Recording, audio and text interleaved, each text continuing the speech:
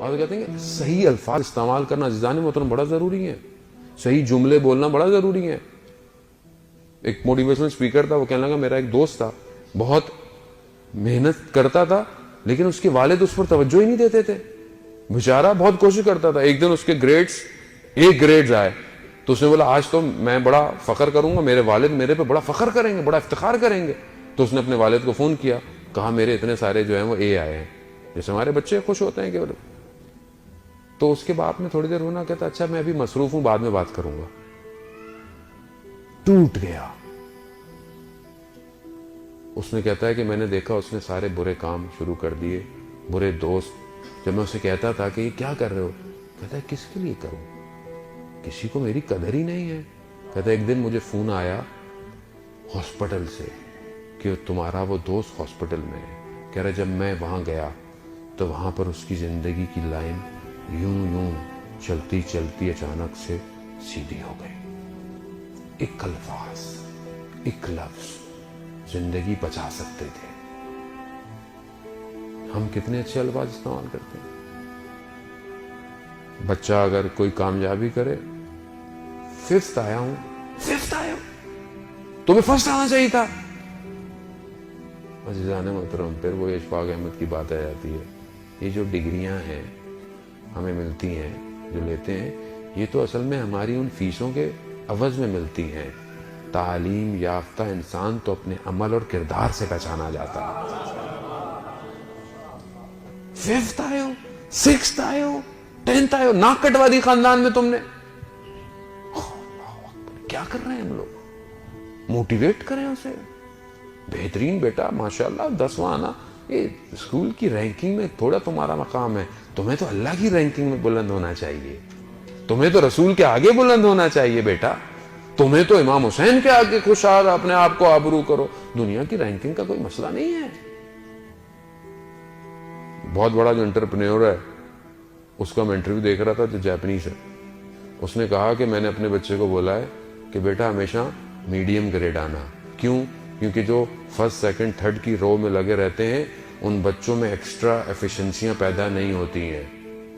Medium آؤ مگر دنیا کی ہر چیز کو سیکھو. عزیزان محترم مینیجر پیدا کریں، ڈیسیجن میکر پیدا کریں، نہ کہ غلام پیدا کریں. جو پہلی دوسری تیسری پڑھتے تھے ہماری کلاس میں ہمیں پتا تھا ان کو بولنا ہی نہیں آتا تھا، بس وہ عربہ کتاب ہے اور بس وہ انجینئرنگ میں گیا، کہاں گیا آج تک کسی کو پتہ ہی نہیں چلا.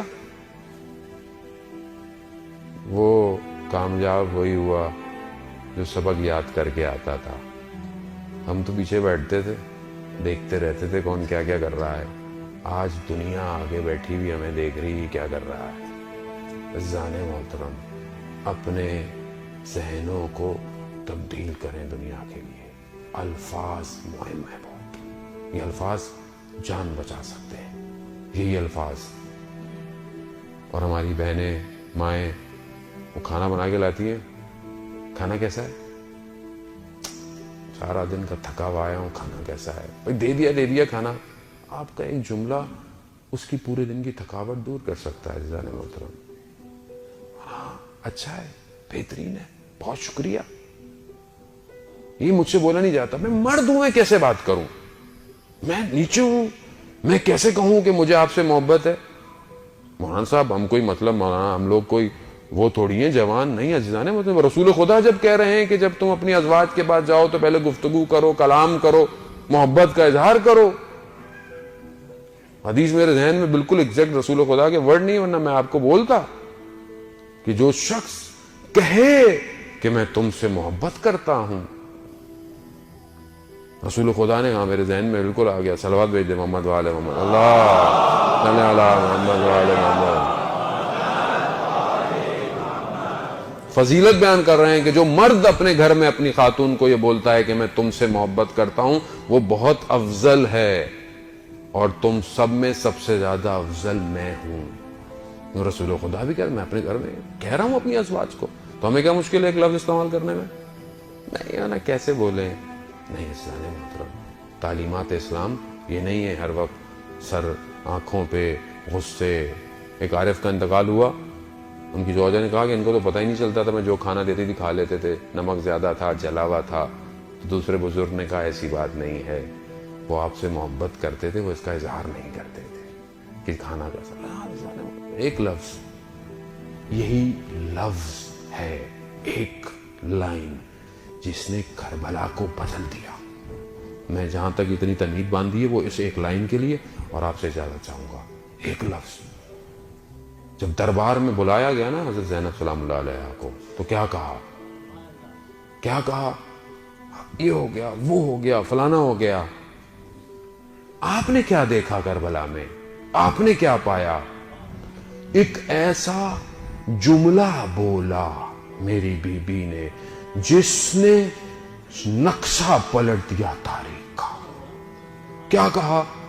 ما رہے تو اللہ جمیلہ۔ تو بھئی کربلا میں کیا دیکھا؟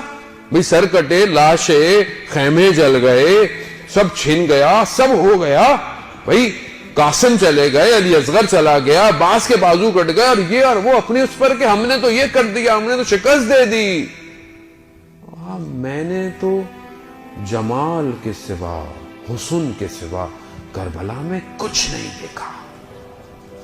جملہ بدل دیا، کربلا کو بدل دیا۔ عزیزان محترم، اسی جملے کا واسطہ بی بی زینب سے کہ بی بی یہ حسن اور جمال مجھے بھی تو دکھا دے، میں بھی تو دیکھ لوں اس کربلا کے۔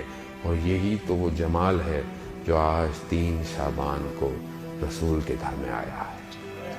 یہی تو جمال ہے کہ جو آج آیا ہے اور تا قیامت تک ہمارے دلوں کو منور کرنے کے لیے۔ یہ فاطمہ کا بیٹا